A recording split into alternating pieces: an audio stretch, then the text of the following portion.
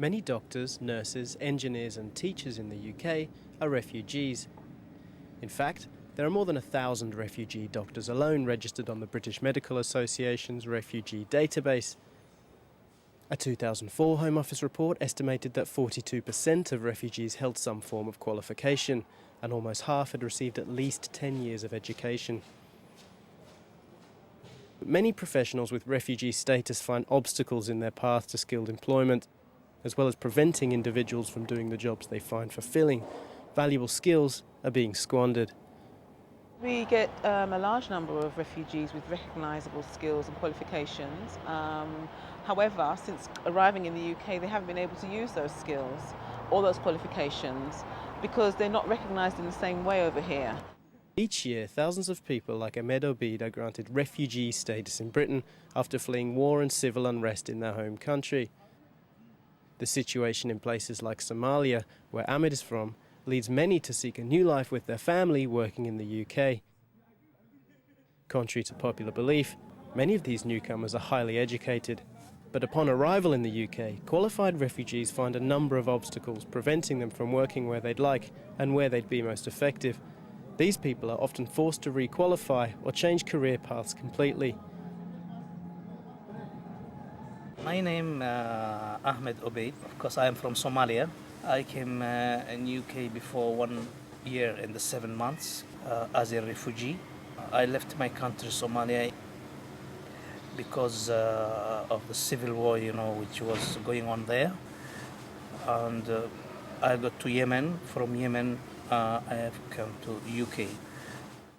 I have studied in Syria and I have graduated 1992 from Syria as a vet. I had to leave Somalia because of the civil war, which was a severe war. This because especially my community in Somalia have been minorities there. So we were targeting there by the warlords there and the Somalian themselves. So they were looting the houses and the properties, whatever, even killing the people there or from those, minority groups. So Ahmed headed first to Yemen before making the UK his next stop. Like many educated refugees, he was expecting his skills would lead to a blooming career. This was encouragement for me to start again new life here and proceed. What was I dreaming? To work as a vet. Before that, I thought that I might need some kind of training because in UK, particularly in London here, I have seen a lot of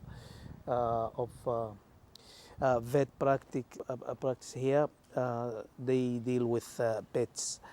So I don't have that experience, for treating or dealing with pets here. Of course, my experience was for the 3 years I was working in Yemen as a hatchery man in the poultry farm. And here, so I thought that I might need some kind of training. But Ahmed's goal of translating his poultry experience to being a pets vet faced a major obstacle upon arrival here. He wasn't able to bring any certification with him. Our home was burned. All our documents was there.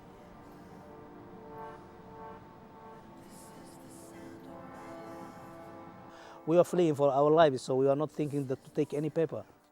So everything we have left there, even we just fled with our own clothes we were wearing at that time. We have lost all our properties first of all. The situation was difficult. For many refugees, concrete obstacles like these are commonplace where qualifications are concerned. Whatever level their degree is at, it's usually a level lower over here. So if it's a degree, it's probably equivalent to an A level here. If it's a master's, it's equivalent to an honours degree. That's what you generally find.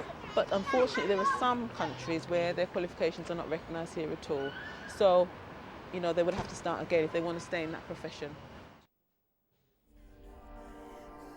So I have contacted here the universities, which has got veterinary departments to get, an approval or some kind of license. And some of them told me that no, if I don't have a degree, a proof that I have graduated, I have to regraduate again, start from from the beginning. That's going to take, of course, 5 to 6 years. But it's quite sad if you have someone who's got a degree or masters in their own country and yet they can't actually do the job on a similar level over here. So yeah, they do get disheartened. A lot of them get depressed, and a lot of them are dealing with their own emotional issues because of what they may have seen in their own countries, and all that's kind of compounded. The system is not available that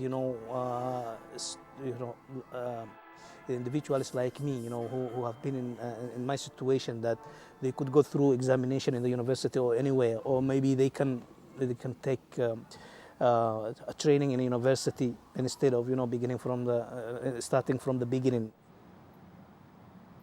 British bureaucracy might be one thing, but the next stage of getting to grips with the recruitment process for more highly qualified jobs is also something many newcomers struggle with. Selling yourself or saying, I'm really good at this and I'm really good at that and I have excellent skills, and they're just not used to doing that, and they find it really, really difficult. And at interview, that is what you're told to do. Sell yourself. We're trying to teach them, no, actually, that's the way to do it. That's the only way to convince the employer that you're the right person for the job. Established groups like the Refugee Council can of course help, but others are finding that to get paid work in their field, another route can be taken. A scheme enabling the skills of refugees to flower via volunteering is run by former refugee Johannes Hagos. They have to start again from scratch, to stand still. No matter what they have, money, business, whatever, they lost. Because most of them just came from wherever they come with massive qualifications and work experience. But once they entered here, they felt very confused in what to do. The main problem to get a job is lack of confidence. Some of them have very wonderful skills, but when you ask them to do, even for voluntary work, to do administration work, what they were doing back home probably, and they said, do you think I could do this? They always ask, while they are absolutely up to it. Doctors, senior nurses, with different qualifications. And they thought probably most of them, just even if they are qualified, probably it will be easier for them to get a job. But it's not that. Once they entered here and they saw a lot of competition, when I always ask advice also, listen, when you apply for a job, it's not only you applying for this job. There are so many people applying for the job. You should be able to compete. To compete, Ahmed's decided on another route via the Manor Gardens Centre in North London. He's taking part in an interpreting and advocacy course which staff run to prepare refugees for voluntary work, assisting members of their own community with life in the UK. We provide 2 training courses mainly, the community interpreting course and afterwards the bilingual health advocacy course. So they can volunteer for the projects and interpret at primary healthcare appointments to kind of get work experience. So I have finished the community interpreting courses. Now I am doing bilingual advocacy. I think this, may lead me to get a job as an advocacy, bilingual advocacy or interpreter through the advocacy agencies or the NHS hospitals, or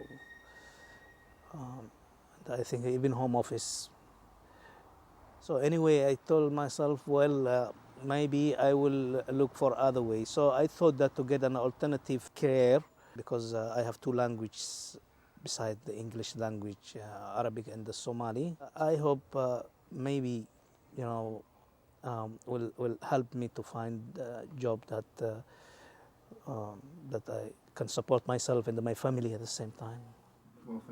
Despite the new horizons it opens, many hang on to the dream of returning to the profession they had in their home country, something that would undoubtedly benefit them as well as the wider economy. I think a lot of them have kind of come to terms with that though. They know that it's difficult to re-qualify in this country, and the thing is that the thing they do here though, it is very valuable kind of work. If they can get into interpreting and advocacy, they're working with their community and they find that very rewarding, and it's still quite, very highly skilled to kind of do it properly and to do it professionally. So, but yeah, it is still an issue. I think people are still kind of aiming to be doing what they did in their home country, it's always going to be something they're going to be striving for, definitely. I don't belong to that place, you know. I should be in, you know, my own profession, my own career. You know what? I have worked 4 years. You know, it's difficult, you know, to leave it. I mean, just to forget about it.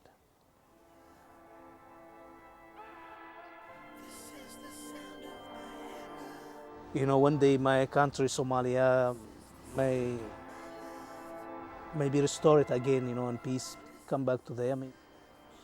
So it's difficult at the moment, you know, to overcome. In the future, I don't know, you know, what will come.